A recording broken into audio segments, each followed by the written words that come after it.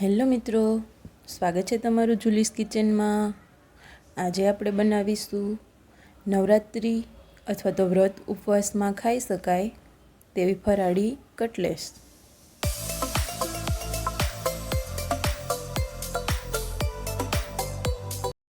તો ઇન્ગ્રીડિયન્ટ્સ જોઈ લઈએ। એમના માટે મેં લીધા છે 2 મોટા બાફેલ બટેટા, સાબુદાણાનો પાવડર, શેકેલ સિંગનો પાવડર, કોથમીર, આદુ મરચાંની પેસ્ટ, ખાંડ, લીંબુનો રસ અને મીઠું। તો બનાવવાનું સ્ટાર્ટ કરીએ। તો પહેલાં આપણે બટેટાને છીણી લઈશું, જેને મેં ખમણીની મદદથી ઝીણું છીણ કરી લીધું છે। તો આપણા બટેટા છીણાઈને રેડી થઈ ગયા છે। તેમાં આપણે 2 ટેબલસ્પૂન આદુ મરચાંની પેસ્ટ એડ કરીશું। ત્યારબાદ 1 ચમચી ખાંડ, 1 લીંબુનો રસ, સ્વાદ અનુસાર મીઠું, કોથમીર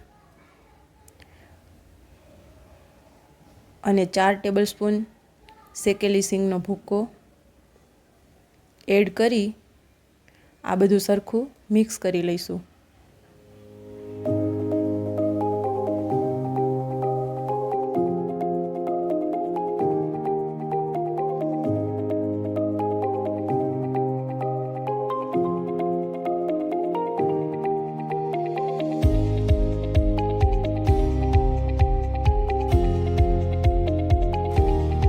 આ રીતે સરખું બધું મિક્સ થઈ જાય ત્યારબાદ તેમાં 4 ટેબલસ્પૂન સાબુદાણાનો પાવડર એડ કરી ફરીવાર બધું મિક્સ કરી લઈએ।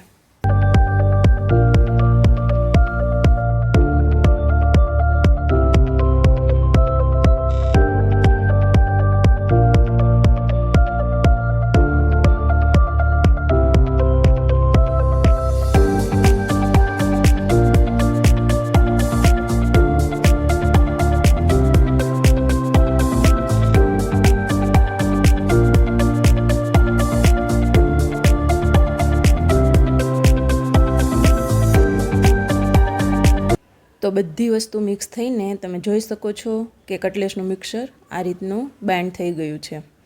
આ મિક્સરને આપણે 10 મિનિટ મૂકી રાખીશું, જેથી સાબુદાણાનો પાવડર ફૂલી જશે। તો હવે કટલેસ બનાવવાનું સ્ટાર્ટ કરીએ।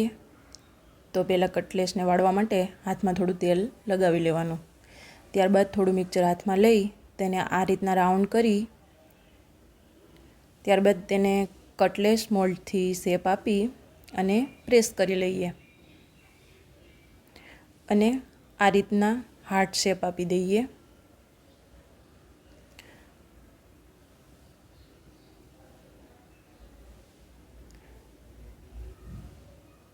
તો આ રીતે આપણે બધી કટલેસ રેડી કરી લઈશું।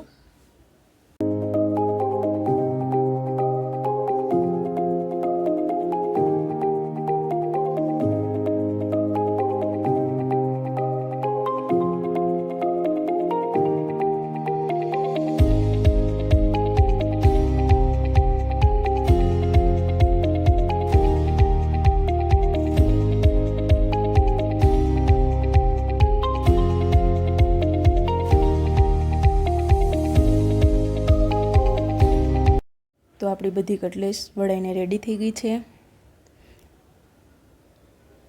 હવે આ કટલેસને આપણે તળી લઈશું।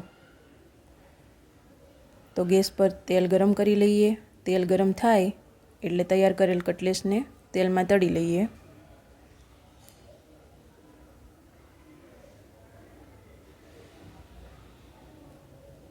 શરૂઆતમાં તેને પલટાવશું નહીં। એક સાઈડ 2 મિનિટ જેવું થાય ત્યારબાદ તેને પલટાવશું। 2 મિનિટ જેવું થઈ ગયું છે તો હવે તેને પલટાવી લઈશું। તમે જોઈ શકો છો કે આપણી કટલેસ થોડી ગોલ્ડન બ્રાઉન થઈ ગઈ છે। કટલેસ બંને સાઈડ ગોલ્ડન બ્રાઉન થાય ત્યાં સુધી તળી લઈશું।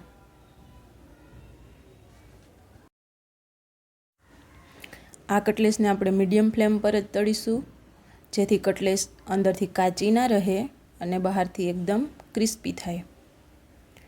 તો તો હવે આપણી કટલેસ તળાઈને રેડી થઈ ગઈ છે, તો એને એક પ્લેટમાં કાઢી લઈશું.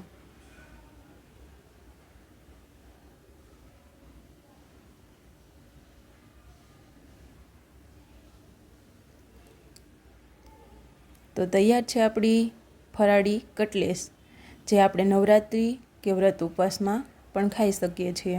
તેને મેં દહીંની ચટણી જોડે સર્વ કરી છે. જો તમને આ રેસીપી પસંદ આવી હોય તો મારી ચેનલને લાઈક કરો, શેર કરો અને સબસ્ક્રાઈબ કરો. બેલ આઇકન જરૂરથી પ્રેસ કરજો, જેથી મારા નવા વિડીયોની નોટિફિકેશન તમને સૌપ્રથમ મળી રહે. Thank you for watching.